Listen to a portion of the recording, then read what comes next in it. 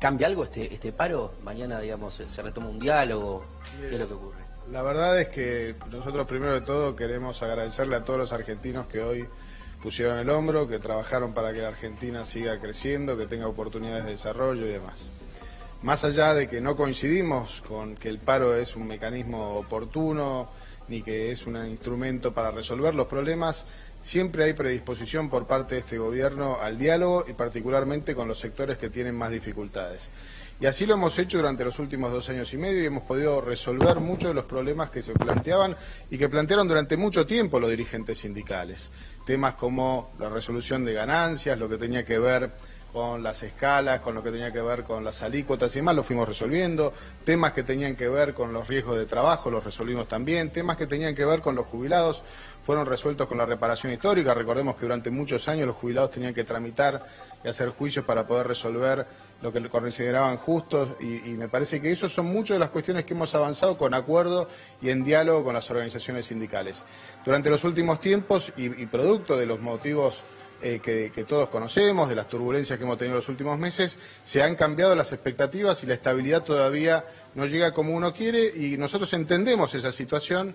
Todos los días desde el Ministerio de Producción y Trabajo estamos en cada uno de los sectores trabajando con la dirigencia sindical, con la dirigencia empresaria, en la recomposición del poder adquisitivo del salario, en el cuidado del empleo y lo vamos a seguir haciendo. Y por supuesto que va a haber predisposición al diálogo. Nosotros creemos que es a través del diálogo y trabajando en conjunto que vamos a resolver el problema de todos los argentinos. ¿Cómo le va? Le habla Guillermo Andino. A ver, con referencia a esto que usted decía, ¿no cree, Guillermo. ¿qué tal? ¿No cree que hay sindicatos que en realidad están jugando a no dialogar, que están haciendo su juego político para que este gobierno termine en el 2019 y que no existe posibilidad de retomar este ida y vuelta que usted propone? Yo creo que hay una mayoría de la dirigencia que es madura, que plantea las cosas con franqueza, pero también hay un conjunto de dirigentes que ven expectativas políticas y electorales. Ayer se ha notado mucho en algunos discursos, donde algunos rozaban casi lo antidemocrático, ¿no? Y me parece que plantear las diferencias entre los distintos sectores también construye la institucionalidad del diálogo que necesita la Argentina. Nosotros durante este año hemos cerrado más del 80% de las negociaciones paritarias, muchas de ellas, como señalaban recién, con revisión, y esa revisión muchas se están planteando para que se adelanten, para poder recomponer el poder adquisitivo del salario, y así lo hemos hecho. Por eso creo que si lo hacemos con madurez, lo hacemos diciendo la verdad, y lo hacemos entendiendo que todos tenemos que poner algo para sacar adelante este país, creo que vamos a encontrar la solución. Ahora, Triaca, Mónica Gutiérrez, ¿cómo le va? Usted Hola, entró Mónica, en el tema más delicado de lo que se pide y se demanda en este momento y el más urgente, que es la revisión de las paritarias. Las paritarias se debatieron con metas, las de la primera mitad del año, del orden del 18%. Algunos hablaban del 20 y pico %, algunos gremios cerraron por encima del 25-26%, pero el escenario hoy habla de una inflación por encima del 45%.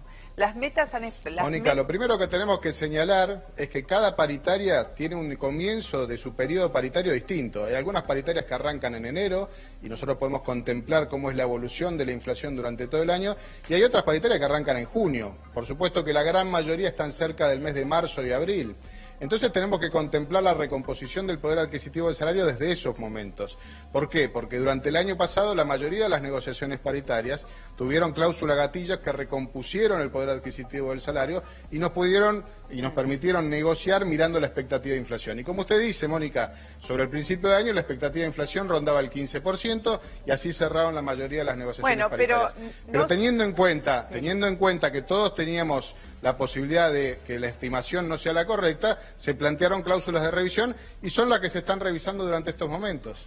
Cláusulas de revisión, porque cláusula gatillo no se habló este año, cláusula de revisión, si pensamos en los que arreglaron allá por el otoño, sobre determinadas metas, ¿en cuánto sería la expectativa del gobierno que gire la cosa paritaria? Porque... A ver, es apremiante el llegar a fin de mes para el trabajador y poder proyectar un poco cómo va a ser su vida. Esto, todos estamos ahora con una incertidumbre. La mayoría de los dirigentes... Sí. La mayoría de los dirigentes sindicales y principalmente de los convenios colectivos grandes, por ejemplo el de comercio, están adelantando los procesos de revisión de sus paritarias para adecuar los aumentos al estado de situación que tienen los precios. Y nosotros creemos que eso es parte de la negociación que viene.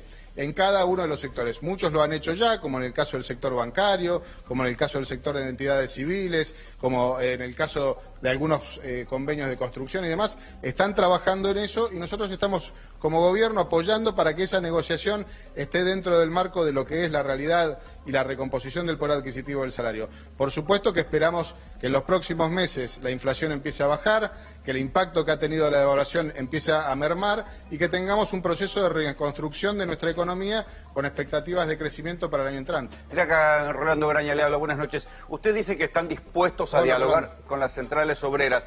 Las centrales obreras están pidiendo que se frenen de alguna manera los despidos. ¿Hay algo que el gobierno esté dispuesto a dialogar al respecto?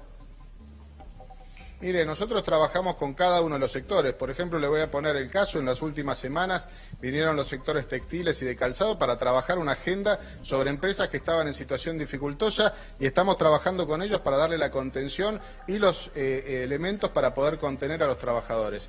Como hay otros sectores que empiezan a tener más oportunidades de desarrollo, como el sector energético, como el sector vinculado a la cadena agroindustrial o como el sector de turismo, que empiezan a tener, producto también de la devaluación, más oportunidades.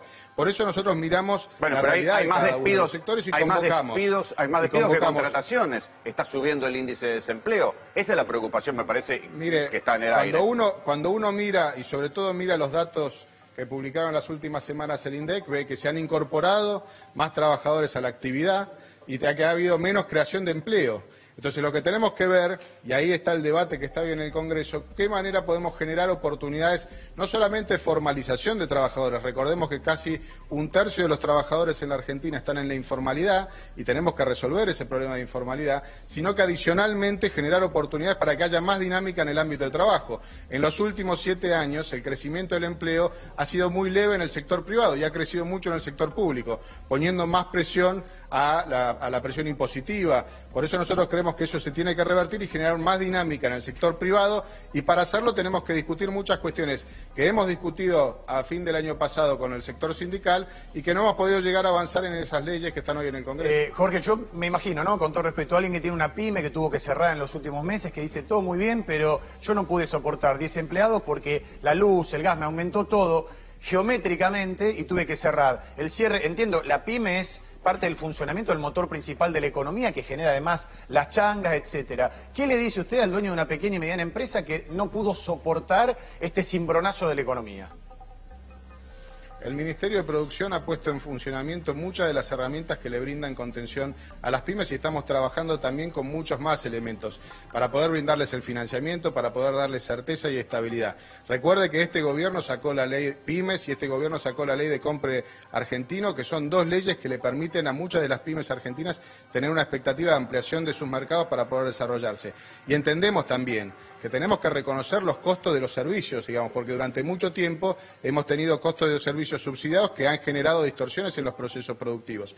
Por eso, encontrar ese equilibrio, que es un delicado equilibrio, lo tenemos que hacer dialogando entre todos los sectores, trabajando sector por sector y viendo de qué manera podemos enfrentar los problemas.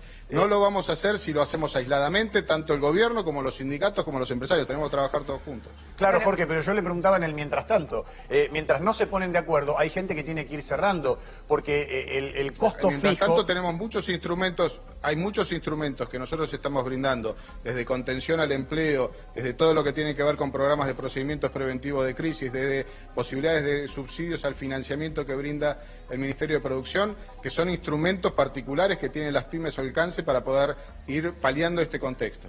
Bueno, la apreciación del dólar en relación al peso lo ha puesto competitivo y a algunos sectores se le abren posibilidades, que son los que tienen que ver con la exportación. ¿Cuáles son los sectores más vulnerables en este reacomodamiento? ¿Cuáles son los sectores que emplean a mucha gente y que entran severamente en dificultad a partir de la devaluación del peso y la apreciación del dólar? Como usted bien señala, Mónica, hay sectores que la devaluación favorece la posibilidad y el perfil exportador, el sector agroindustrial, el sector del turismo, el sector de energía, el sector de oferta de servicios internacionales y demás, favorecen la posibilidad de desarrollo en esos sectores. También hay otros sectores que tienen más dificultades y hasta que se adecúen los precios relativos van a encontrar un proceso de readecuación de su producción. En algunos sectores industriales, principalmente los vinculados a Brasil, porque también la incertidumbre de lo que está pasando en términos políticos en Brasil genera retracción de la demanda en Brasil y muchas veces eso tiene consecuencia en la oferta de productos argentinos que se colocan en Brasil, como tiene que ver con automotores o los vinculados con la industria autopartista y demás. Por eso nuestra tarea está en generar elementos que brinden previsibilidad, que brinden certeza y que tengamos un escenario claro, que parte de eso es una tarea de los empresarios, que parte de eso es una tarea de los sindicatos y de los trabajadores y que parte de eso, por supuesto, también es una tarea del Gobierno nacional, de los gobiernos provinciales y de los gobiernos locales. Cuando el presidente plantea que tenemos que bajar las cargas y los impuestos a la producción, no solamente habla de los impuestos nacionales, sino también de los impuestos provinciales y de los impuestos locales. También se ha hablado de bajar los impuestos al trabajo y también se habla ahora, al compás del presupuesto, en subir los impuestos al trabajo, en subir el impuesto a las ganancias, en cargar más sobre la parte del trabajador. Ojo que las cosas que se dijeron en el otoño, en la primavera, ya cambiaron totalmente. Este es un esquema que el año le pasado, trae mucha incertidumbre a la Mónica, gente. El año pasado se bajó el costo del trabajo, bajando principalmente las contribuciones patronales, sobre todo por el primer tramo salarial, digamos, y en un proceso de los próximos 5 años van a ir bajando esas contribuciones, permitiéndole no solamente trabajar en impacto sobre la informalidad y generar más formalización de trabajadores, sino también aquellos que necesitan más herramientas sobre la capacitación y la formación de oficios en tareas básicas tengan más oportunidades de encontrar un empleo decente, un empleo con cobertura de seguridad social, con cobertura de riesgo de trabajo, que es lo que anhelamos todos. Por eso, parte de la tarea que estamos haciendo apunta a ir bajando esas cargas en los procesos de producción, como también ha pasado con el impuesto al cheque, pero también creemos que ingresos brutos en las provincias es una carga muy onerosa para el sistema productivo y en el acuerdo fiscal se ha planteado la baja durante los próximos años de los impuestos a los ingresos brutos y también las tasas locales. Muchas veces los procesos de producción se ven afectados por impuestos de cada uno de los municipios que afectan también a la cadena productiva. Triaca, siempre se hace el cálculo de cuánto pierde el país por un paro general. Esta cifra que se conoció de 30.000 millones, ¿de dónde la sacan? ¿Cómo se estima? Es una cifra que se hace una estimación sobre el producto por cada uno de los días de producción y se calcula el proporcional de ese día. Como este es un paro que ha tenido un impacto significativo en la Ciudad de Buenos Aires, pero parcial en el resto del país, tenemos que estimar lo que el techo serían esos 30.000 millones. Y si genera ese daño a la economía del país, ¿no sería mejor entrar en una buena negociación para que no vuelva a suceder? Siempre estamos predispuestos a la negociación, pero también entendemos que hay situaciones políticas y gremiales en las cuales están en su derecho de plantear una huelga, ¿no? Sí.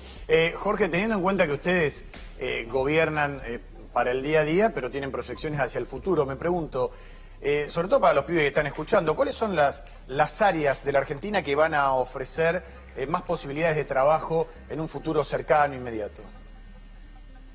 Mire, nosotros estamos planteando la cadena de desarrollo mirando a las oportunidades que brinda el mundo, ganar nuevos mercados. En Argentina se han abierto más de 70 mercados en los últimos 2 años y estamos produciendo no solamente alimentos, sino también energía, el desarrollo de procesos productivos y de tecnificación que le permita colocar productos a la Argentina en otros países. Hoy, por ejemplo, la fábrica Toyota coloca su camioneta en muchos lugares del mundo porque tiene un proceso productivo competitivo y que le brinda oportunidades de desarrollo, y así queremos que esos ejemplos se copien permanentemente. Pero también creemos que tenemos que avanzar mucho en servicios y ahí hay muchas oportunidades. En los últimos años no pudimos cubrir la cantidad de vacantes que había para programadores en la Argentina.